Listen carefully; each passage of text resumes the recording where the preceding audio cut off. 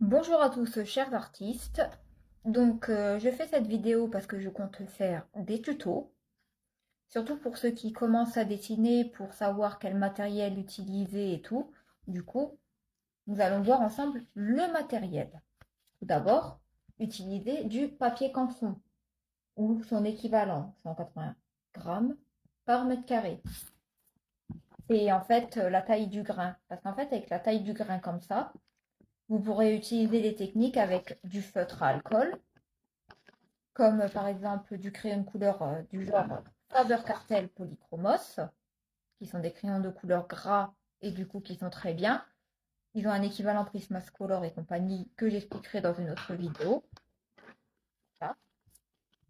Ensuite, quand vous voulez commencer un croquis, et juste certains trucs, si vous voulez commencer un croquis, en général avec les croquis, le mieux est d'utiliser un crayon, par exemple 2 à 4 H voire H. Parce qu'en fait, ces crayons-là sont hyper secs et du coup, vu qu'ils ne sont pas gras, ils seront plus facilement gommables. Alors que un crayon 4B, si vous dessinez direct avec du 2B, 4B ou quoi, vu qu'il est gras, et ça laissera des traces sur le croquis, du coup, c'est pour ça que je le déconseille. Et en fait, en général, ça va de 6 H, un truc comme ça, qui est en fait le plus sec possible, à par exemple 8B et après 8B. Ça, en général, c'est quand c'est 2B jusqu'à 8B, 14B, en général, c'est les crayons gras. Ensuite, quand vous voulez gommer des choses précises, vous avez des gommes de précision. Vous pouvez avoir ce format-là, comme,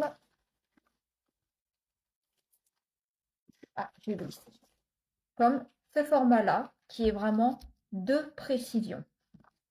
Ensuite, nous avons cet outil qui, en général, sert pour quand votre crayon il devient tout rikiki et que pour dessiner, vous n'allez pas prendre le petit truc comme ça. Le mieux, c'est d'avoir ça pour en fait l'agrandir. Voilà, je vous l'ai montré comme ça. Ensuite, vous avez hop, ceux-ci qui sont des estompeurs. En gros, vous dessinez avec, par exemple, des 2B, des trucs comme ça.